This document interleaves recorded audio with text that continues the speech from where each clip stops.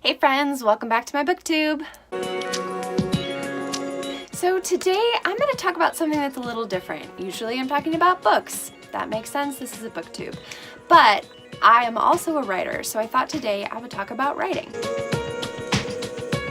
I've approached novel writing in a lot of different ways, but there's 5 things that I think you can do as a writer to start off your novel that can really be helpful. The number 1 thing that I think that you should do is to think it out. So what I mean by that is basically what I said. Think about your book.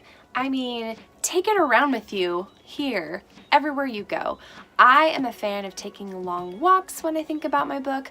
Whatever you do, think it out. Take the time to kind of get to know your characters, to know what it is the plot is going to be about, kind of where you're headed, basically. Now, even if you're a pantser, if you want to sit down at your computer and just write, that's fine. But before you even get to that stage, think about it. Really know what it is that you want to say in your book. So my second piece of advice is to draw it out. Now, this may not be for everyone, and I totally recognize that, but I like to do something a little different. I actually have 2 of these, and then some small ones, but it's a whiteboard. And what I love to do sometimes I would do this when I'm in the middle of a book where I'm stuck and I don't know what's going to happen in the later half of it. Sometimes I do this from the onset. So I start off with thinking like, these are the portions of my novel. Basically, I've got the opening here until what most people would call the doorway of no return. We could talk more about that later. All the way here to the climax and then to the end. So there's a lot of stuff that happens here. This is kind of one of the more typical problem areas of a novel, but in this area, if you haven't given it a thought, you're going to get to it and then you're just going to be wondering, well, what am I going to be doing? So I will start to write things like, oh, you know, what pulls them through? Someone dies. If someone dies here, that's going to pull your characters through to your middle section. Now, some of you may not have a whiteboard, you may just have a piece of paper, that's fine. Whatever it is, if you're a visual person, which I am, this could really help you. Number 3, talk it out. This is one of my favorite parts about noveling. Yes, we're going to use that as a term. Basically, find someone who shares your passion of writing, find that person, and then talk their ear off. Now, it has to be a special person, and I am so blessed to have people in my life that will sit down and listen to me, and you know, whether it's over like Voxer or maybe it's something on like Skype or FaceTime or whatever, or sitting down in a coffee shop, they will let me just chat their ear off. And really what that does for me is it helps me to hear what I'm thinking out loud. And most of the time, it's not even that these people give me ideas, it's that I talk myself out of problems that I worked myself into. Maybe this is something that you do when you're at a point where you're stuck, maybe you're facing some writer's block, or maybe it's at the very beginning of your novel.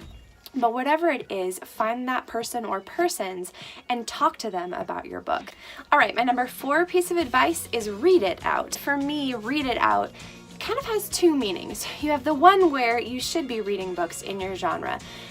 Books that you love, books that you want to learn from, books that inspire you. Definitely read those books and make the time to read those books while you're writing and before you're writing. Also, you should be reading craft books too. This is before you start writing, during your writing, after you're writing, never stop reading them. I'll list a few here. The first one I'm in right now, which is Story Trumps Structure. I've talked about this on another video, but this is a fantastic book, and Stephen James's idea is crucial, I think, for any writer to know. It's basically your story is going to trump any structure that you have.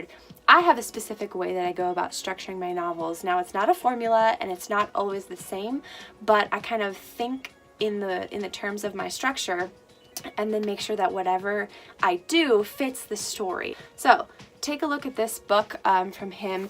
I've already tabbed it. I've got like highlighted stuff all up in here. It's super helpful. Another book that I have found to be extremely helpful, especially when you're trying to figure out, okay, how do I plot my novel? Should I plot my novel? This is called How to Write a Novel Using the Snowflake Method by Randy Ingermanson. And what's unique about this book is the fact that the whole first part of it is actually a story. I recommend it. As you go through to the back side of it, I think I've got it tabbed here. Like, it starts to talk about the specifics of how this book was written, how the first portion, which is a fictional story, was actually created using the snowflake method.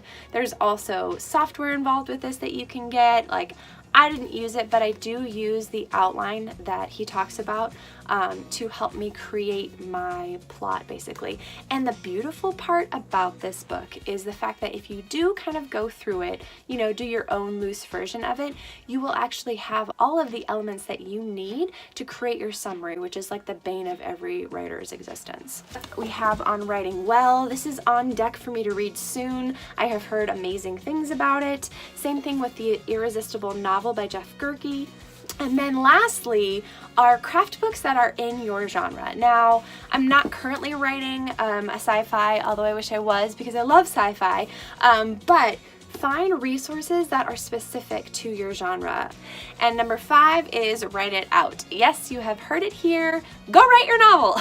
So it's easy to say that, and it's easy to plan to write and to think about writing, but if you're not writing, it's actually not going to be helping you at all. I'm saying this as much to myself as I'm saying it to other people. Life is busy, and there are just so many things that we can be doing with our time. But if I'm not making time to write, then I'm really just thinking about writing, and that doesn't really make me a writer. So take these 5 things: think, draw, talk, read, and write, and go write your novel. So I know that today's video was a little different than what you're used to, and I promise I will talk about more books next time, but I think it's really important for me to share about things that I'm passionate about, and writing is definitely one of those. So please let me know in the comments below if you're a writer. Tell me what genre you write in. What of these 5 things that I've mentioned is the easiest for you or the hardest for you. And then please feel free to follow me on Instagram, Goodreads, Twitter, and Facebook, and then feel free to subscribe to my channel. Let's be friends and let's talk about books. Right. Oh no, red to red. Yeah, I've been around. I don't know. No. And like, who doesn't want to learn about space travel? Well, very many death. You want to just like sit down at your typewriter. Hello, 1800s.